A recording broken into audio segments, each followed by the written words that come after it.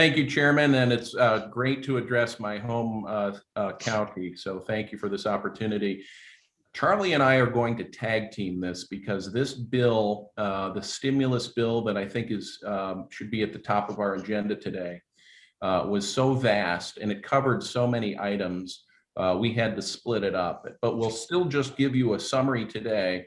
And I did present Lori just this morning with an update in print. So perhaps shortly after we end, we will tighten that up and send it back to her to distribute to you.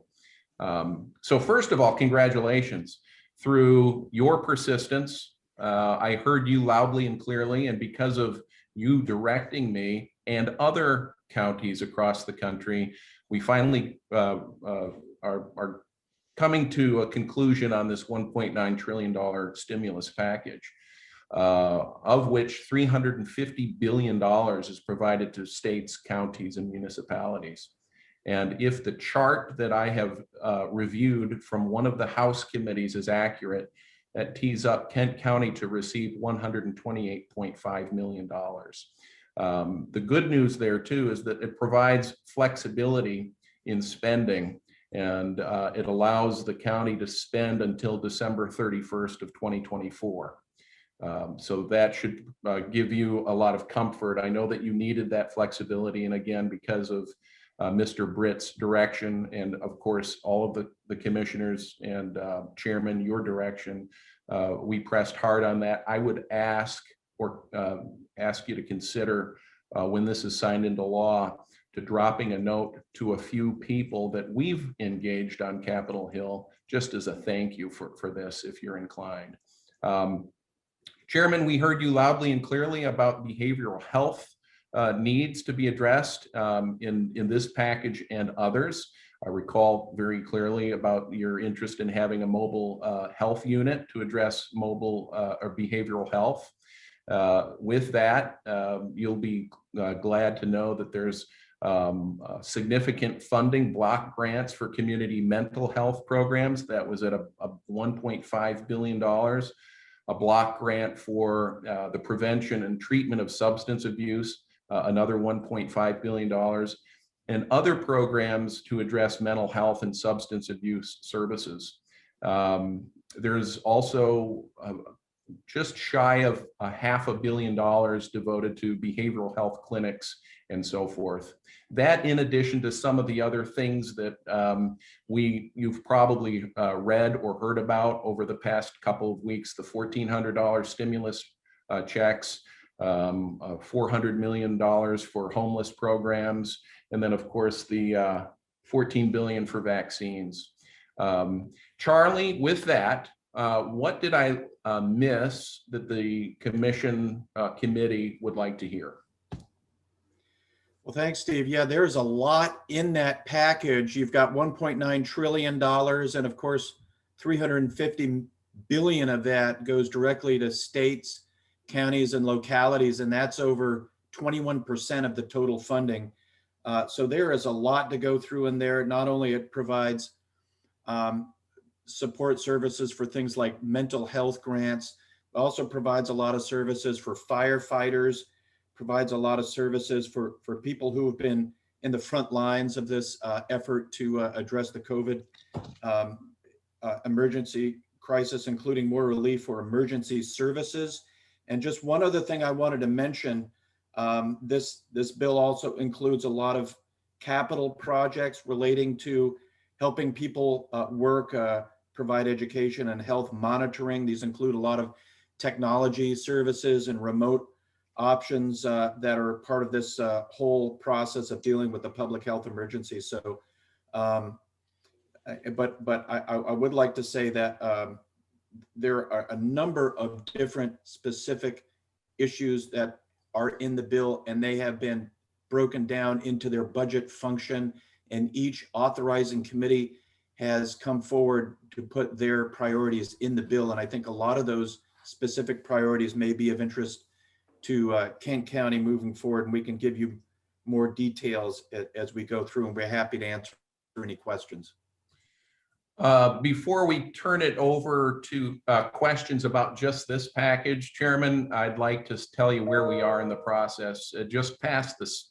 The House passed it a number of days ago. The Senate modified it and passed it on Saturday, and then those changes and the entire package came back over to the House side, and we expect that vote to take place today. The Speaker has reached out to her committee leadership to verify that there's nothing that is a poison pill. And then once they process it here, it will then go to the president for his signature. I wanted to address what's not in it because I know how important, again, the county administrator, Mr. Britt, had emphasized, and Lori had emphasized lead abatement programs and so forth. This is not an infrastructure bill. It's just to address the health needs and the shortfalls of governing bodies like yourselves. The infrastructure is expected to be taken up shortly after. They had anticipated that it would take place between April and May. I never thought that was a realistic calendar. It's looking like closer to July. And so it will be those programs that will be in that bill. And that's why it's not in this measure. So just wanted to clarify that. Now with that, does anybody have any questions that we could address? All right, well, thank you for that. Obviously a lot to cover here. So let's see what we have. Commissioner Ponstein, you had a question or comment. Thank you, Chair Steck. So I'll start out by saying that sitting at my computer right now, if I started to count to 1 trillion, it'd take me over 12 years to get to 1 trillion. And that's a lot of money. And this is, I think we're on to 6 trillion now that we've pumped in under the name of COVID. How much money of this 1.9 trillion has nothing to do with the COVID? And now, and secondly, now that we're at 30 trillion in our national debt, when is Congress going to get serious about that? Because that's going to have bigger ramifications for counties and local governments if we can't pay that debt down and our credit ratings for the federal government start to go down. All good questions. If we could get the short answer to those. Okay, all great questions. Because I'm sure that would take us days. They're all good questions, and they were all items that were debated on the floor and in committees.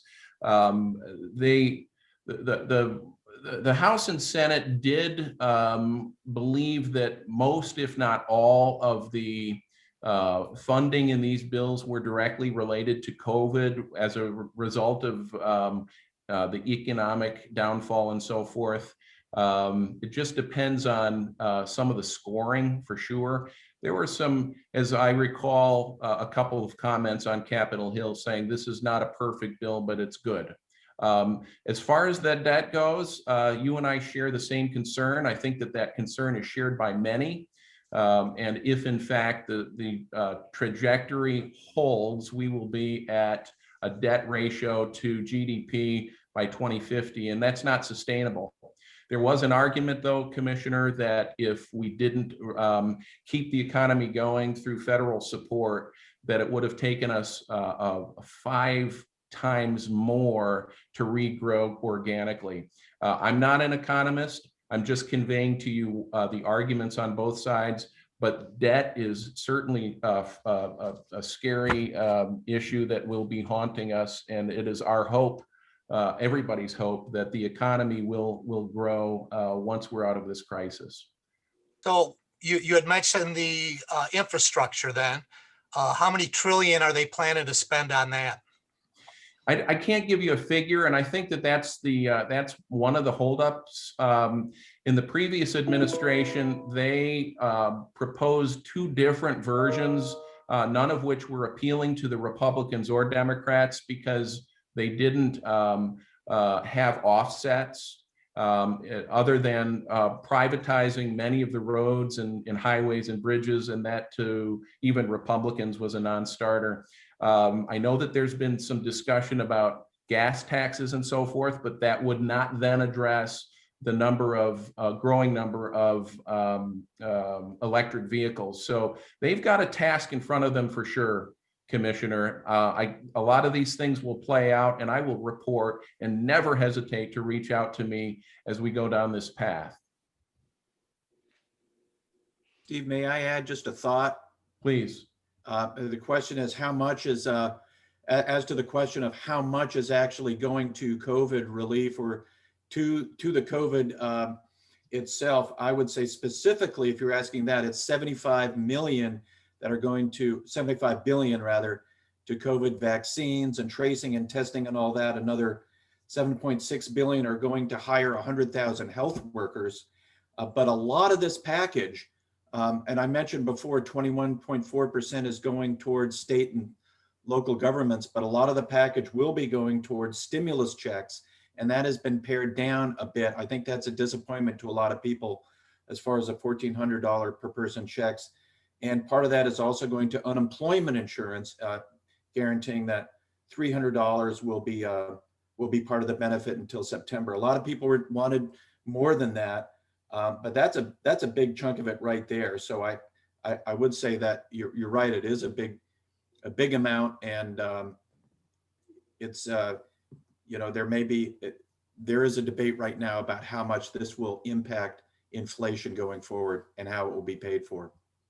Mr. Chairman, back to you. Any other questions or Yes. comments? Yes, sir. Commissioner Skaggs has a question. Thank you, Chair. Just two quick questions to return us to our role as county commissioners. Number one, some federal money has been flowing through the state, and that has led to some coming up of the works between the executive and legislative branches. Is this money going to flow directly to Kent County, or does it have to pass through state government, and therefore we may run into some difficulties?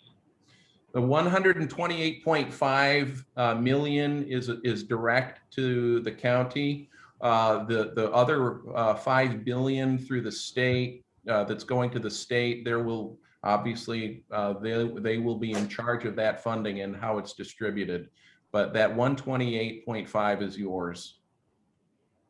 Okay, great. So secondly, just about where we can spend this money, there were a lot of restrictions, timelines, and deadlines on the CARES money. And we used a lot of that money for small business relief, to deal with homelessness, to help fund our health department through the crisis, etc. It sounds like many of those things are going to be funded directly from the feds. So, to the extent that what we spent our CARES task force money on, are we encouraged or expected to continue with things like small business relief and health department funding, or can this money be used with some wide latitude? It's a great question, Commissioner. There is not a concrete answer yet. As you know, when bills are signed into law, then the agencies need to interpret them and get that. They do want to get a lot of this money out the door fairly quickly. But I can just say, as an example, I'm aware that, say, Cherry Street Health, whom you may assist, they, through this bill, will receive approximately their share of a distribution of $7.6 billion in support for all community health centers across the country. So as this all rolls out, there probably will need to be some sort of coordination. But I would also like Charlie to weigh in on this. Charlie, what am I missing? That is a important thing you bring up, Steve. And of course, we have to wait for Treasury Department to bring out their guidelines on how it can be spent.